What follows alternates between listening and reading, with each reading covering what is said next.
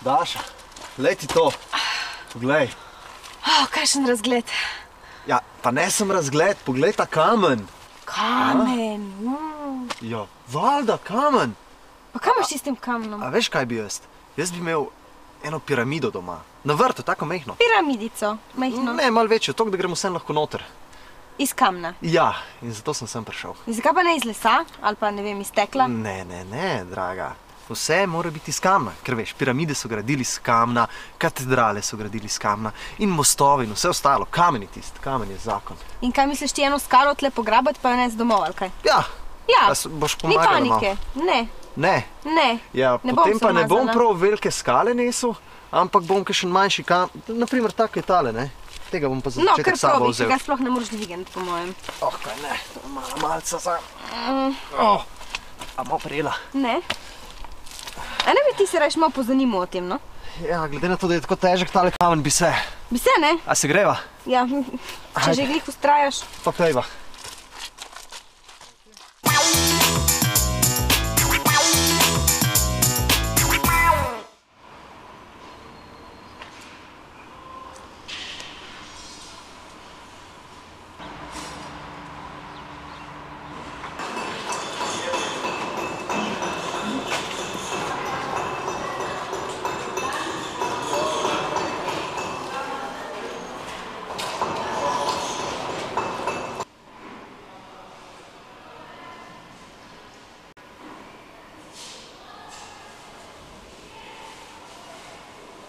Janko, ti si kamnosek in učitelj na kamnoseški šoli, ne? Kaj ti recimo pri tem poklicu najbolj všeč? Zakaj si se ti odločil za to? Sam sem se odločil predvsem zaradi ustvarjalnega dela, zanimivo ročno delo, da lahko s svojimi rokami nekaj naredim. Kakšne so pa lastnosti, ki so potrebne za dobro opravljanje poklica? Lastnosti fantov, ki se vpišejo, so predvsem preudarnost in natančnost, ampak še vsak dijak, ki se je vpisal na našo šolo, je tudi uspešno zaključil. A so kakšne punce? Bile so, trenutno jih ni, izučili smo pa 6 punc za kamnosekinje. Kaj pa potrebuje učenec, da lahko postane dober mojster? Učenec je lahko vsak, ki ima željo, preudarnost in natančnost. Probleme z zaposlitvijo najbrž ni, ne? Ne, celo primanjkljaje, tako da trenutno bi zaposlili vse, ki bi se vključili v program izobraževanja. Lahko pa nadaljuješ šolo tudi na višji šoli, verjetno, ne? Trenutno se to da. Za letošnjem letu se je odprla nova višja šola v Sežani, tako da trenutno se lahko napreduje. Za kamnoseka se lahko izobrazi vsak, ki uspešno konča osnovno šolo. Šolanje traja 3 leta na srednji poklicni šoli, Srednje gradbene geodetske in ekonomske šole v Ljubljani. Po šolanju lahko dijaki nadaljujejo še na tehnični stopnji, pridobijo poklic gradbeni tehnik. Potem lahko opravijo poklicno maturo in se v kamnoseški smeri šolajo naprej na programu, ki ga je letos odprla sežanska šola. To je pa program oblikovalec kamna, ki poteka na 6. stopnji. Na naši šoli, se pravi na poklicni šoli, dijak pridobi 4. stopnjo izobrazbe.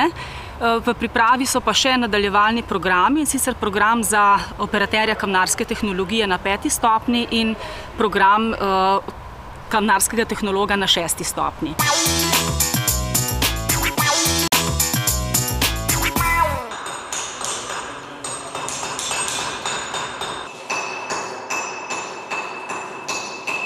No, Janko, kakšna pa je razlika v obdelavi različnih kamnov? No, razlika je ogromna, ne. Recimo, poznamo apnence, marmore in granite, ne. In mi v šoli obdelujemo samo marmore in granite, ki jih lahko obdelujemo z jeklenim orodjem in video orodjem. Za granite pa je potrebno tudi diamantno orodje.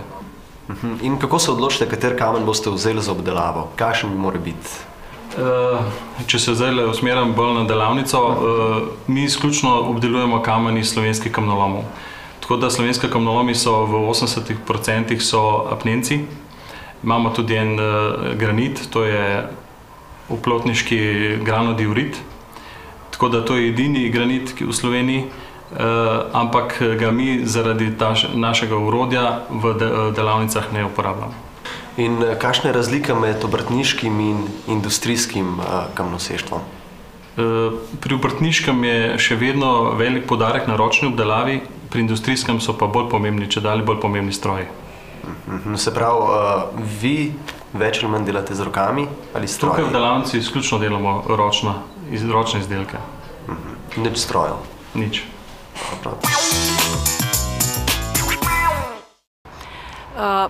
Po končani izobrazbi lahko dijak nadaljuje še izobraževanje za kamnoseškega mojstra, zato potrebuje 3 leta prakse v stroki, izpite pa opravlja na Obrtno-podjetniški zbornici Slovenije, in sicer je to 5 strokovno-teoretičnih predmetov in pa praktični mojstrski preizkus.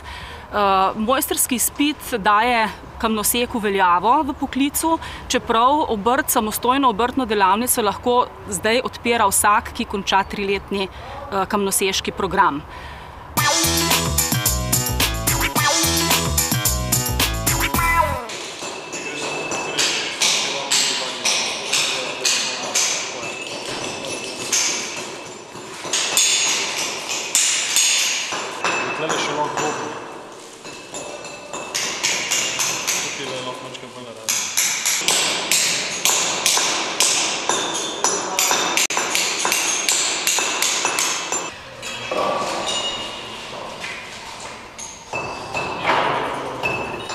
Se pravi, jaz, če imam eno željo, da bi naredil piramido, bi bilo to možno, da bi mi tukaj naredili? No, piramida je malo velik primerek, lahko bi pa kakšno majhno. Kakšno manjšo bi se pa dalo? Kakšno manjšo bi se dalo. To je bilo fajn, ker bi res eno rabo, tako da super. Kaj pa se je recimo največ spremenilo od včasih na danes?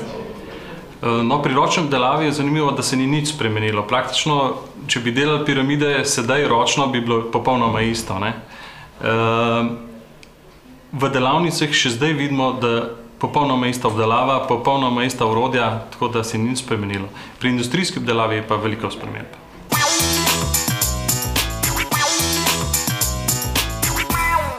Na podlagi statističnih podatkov Zavoda Republike Slovenije za zaposlovanje je bilo v obdobju od januarja do avgusta 2008 objavljenih 97 prostih delovnih mest za poklic kamnosek. V enakem obdobju je bilo prijavljenih 27 brezposelnih kamnosekov. Vsa človekova zgodovina je zapisana v kamnu.